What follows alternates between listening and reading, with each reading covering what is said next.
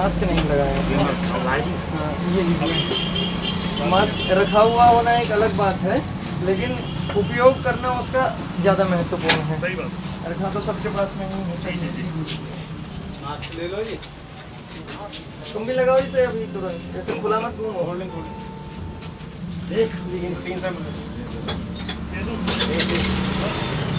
आप लोगों का तो यहाँ बहुत ज़्यादा पब्लिक से इंटरेक्शन रहता है ना, तो आप लोगों को सावधानी ज़्यादा जरूरी है।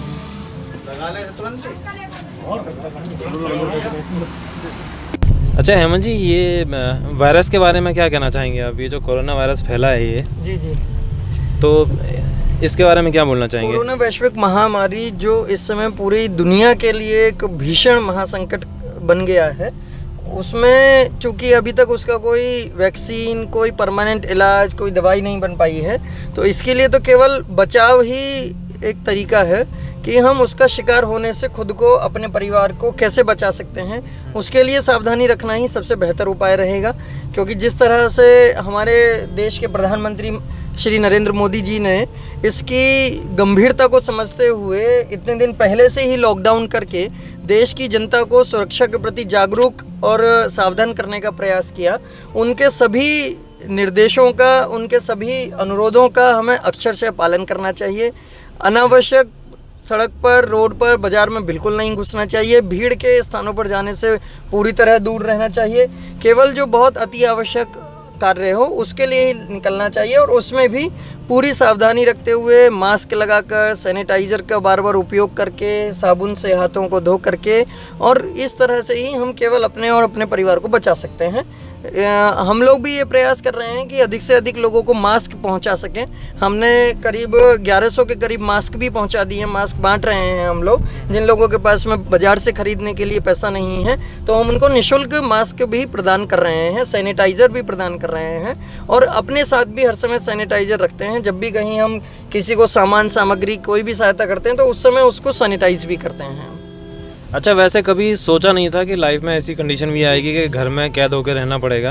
हाँ जी, हाँ जी। तो मतलब प्रकृति को देखते हैं अभी आज के, मतलब कैसी अच्छी लगती है, और कभी मतलब ऐसा सोचा भी नहीं था कि ऐसी कंडीशन आ जाएगी। ये एक तरह से प्रकृति का प्रकोप है, जो मानव ने, मनुष्य ने अपनी संसाधन और उद्योग और विकास के नाम पर जो प्रकृति का दोहन किया है, दुरुपयोग किया है, एक तरह से उसी का दैवीय प्रकोप ही आज मनुष्य को झेलना पड़ रहा है, जिसके कारण आज मनुष्य की दुर्गति हो रही है और प्रकृति एकदम समृद्ध हो रही है। हम लोग पिछले कई दिनों से लगातार देख रहे हैं, वातावरण शुद्ध हो रहा है, नदियों का जल शुद्ध हो रहा है, हवाएं शुद्ध हो रही हैं, बहुत दूर दूर से पहाड़ नज़र आने लगे हैं, प्रदूषण छंट गया है। तो एक तरह से प्रकृति ने खुद को रिसाइकल कर लिया है, और उस रिसाइकिल के लिए जो ये आपदा आई है, इसका जिम्मेदार भी एक तरह से मनुष्य ही है। मनुष्य को अब ये सबक ले लेना चाहिए कि वो कितनी ही प्रगति करे, लेकिन उस प्रगति का आधार प्रकृति का नुकसान नहीं होना चाहिए। बिल्कुल बिल्कुल। ये मैं आपको बताऊं, 2008 में मैंने MBA में एडमिशन लिया था, तो वहाँ पे एक लेक्चरर थी हमारी, तो उन्होंने एक बात बोली थी मुझसे, क्योंकि पोल्यूशन तो था ही पहले से। जी जी। तो उन्होंने एक बात बोली थी कि आने वाले टाइम में ना लोग जो सुअरों की तरह नज़र आएंगे। हाँ हाँ हाँ। और आज कंडीशन ऐसी हो गई है कि हमें मतलब मास्क लगा के घूमना पड़ रहा है। हाँ हाँ। और बिल्कुल मतलब कंडीशन ऐसी रही कि मुंह पे ये ऐसे ही रखा रहता है, जबकि ऐसा होना नहीं चाहिए था बिल्कुल भी। तो इसके मतलब जिम्मेदार कौन है? मतलब नहीं, इस केवल एक कोरोना के लिए तो हम किसी एक व्यक्ति को जिम्मेदार नहीं ठहरा सकते। इसमें चीन का नाम जरूर इस बात को आ रहा है कि भाई चीन ने कुछ शायद कोई एक्सपेरिमेंट करने का प्रयास किया, कोई वायरस हथियार वो बनाना चाह रहे थे, उसका वो वहाँ से लीक हो गया, जिसके कारण ये पूरे दुनिया में फैला है। हो भी सकता है ये सच्चाई हो, लेकिन कुल मिलाकर अब ये घटना किसी को जिम्मेदार या दोषी ठहराने की बजाय ज़्यादा महत्वपूर्ण ये है कि हम इससे सबक लेकर के अपने जीवन को, अपनी संस्कृति को, अपने संसार को, अपनी प्रकृति को सुखद और समृद्ध कैसे बना सकते हैं।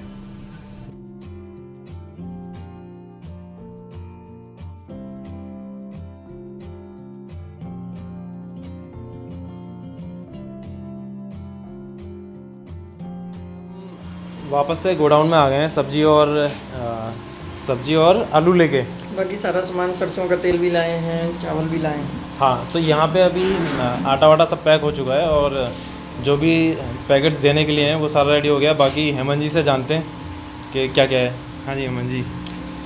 हमारी संस्था के द्वारा यहाँ बुलंदशहर नगर में जो भी लोग इस लॉकडाउन के संकट से प्रभावित होकर के असहाय होने की स्थिति में आ गए हैं, ऐसे बहुत सारे परिवार हैं, उनकी सूचना हमें स्थानीय कार्यकर्ताओं के माध्यम से, सामाजिक लोगों के द्वारा मिलती हैं। उनकी पूरी सूची बना करके, उनकी लिस्ट बना करके हम लोग हर 2 दिन बाद उसको डिस्ट्रीब्यूट करते हैं और उनको वेरीफाई भी करते हैं कि वो वास्तव में ज़रूरतमंद हैं भी या नहीं हैं। क्योंकि पिछले दिनों ऐसे भी बहुत सारे मामले आए कि लोग सेवा का, सहायता का दुरुपयोग करने का प्रयास करने लगे थे। तो इसलिए हम आसपास के लोगों से पता करके, उनकी वास्तविक हालात का पता करके उनको सामान पहुंचाते हैं, जिससे उनको उनके आत्मसम्मान को ठेस भी ना लगे और उनकी आवश्यकता भी पूर्ति हो पाए। इसके लिए अब हम किसी प्रकार का फ़ोटो या इस तरह का कुछ नहीं करते हैं।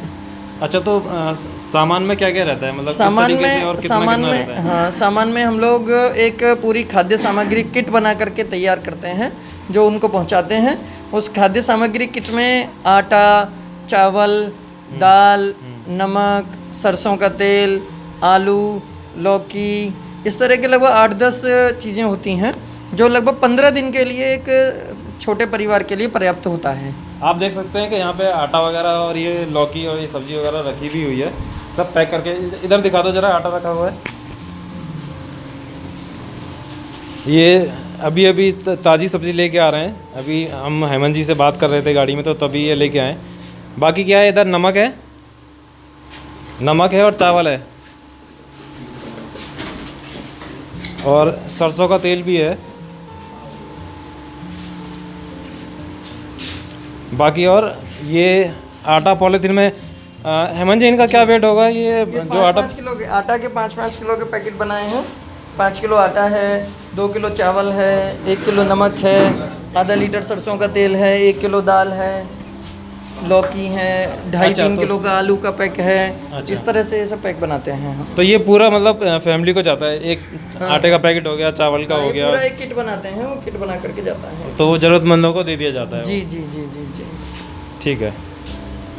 आप मेंबर्स हैं और मैं भी टीम का मेंबर ही हूँ, क्योंकि मैं भी इनसे जुड़ा हुआ हूँ, तो ये साथी हैं ही अपने। तो आप अपना नाम बताइए। मेरा नाम कपिल राणा है। आप क्या कहना चाहेंगे? मैं यही कहना चाहूँगा कि पिछले 2 महीने से हम ये कार्य निरंतर कर रहे हैं, जैसा कि हमारे हेमंत जी ने बताया, 2 दिन के गैप के बाद। और जितने भी शहर में ज़रूरतमंद लोग हैं सभी को हम अभी तक करीब 1500 लोगों को हम ये सामग्री पहुंचा चुके हैं, मतलब परिवारों को, 1500 परिवारों को सामग्री पहुंच चुकी है। और जैसा पहले बताया कि उसमें हम विशेष ध्यान ये भी रखते हैं, वैसे आपने देखा होगा कि पहले बीच में न्यूज़ आई थी कि लोगों ने जमाखोरी करना शुरू कर दिया था बटे हुए सामान से भी। वो क्या करते थे, आटा दाल वगैरह उन्होंने इकट्ठा किया, किसी पंसारी के आगे उनसे बोला भैया कि इसके बदले मुझे कुछ और दे दो। इस चीज़ का भी हम ध्यान रखते हैं कि ऐसा कुछ ना हो, जिसे वाकई में ज़रूरत है उसे ये चीज़ पहुँचाई जाए। अच्छा जी। तो राणा साहब, आप मतलब हमेशा हेमंत जी के साथ रहते हैं जब भी ये? हाँ, मैं हेमंत जी के साथ तकरीबन पिछले 12-13 साल से, मतलब मैं हेमंत जी सहपाठी रहे हैं, साथ पढ़े हैं एक ही विद्यालय में। हाँ, बहुत अच्छा। और इन्हीं के माध्यम से मैं भी समाज सेवा से जुड़ा हुआ हूँ, सब इन्हीं का सौजन्य है।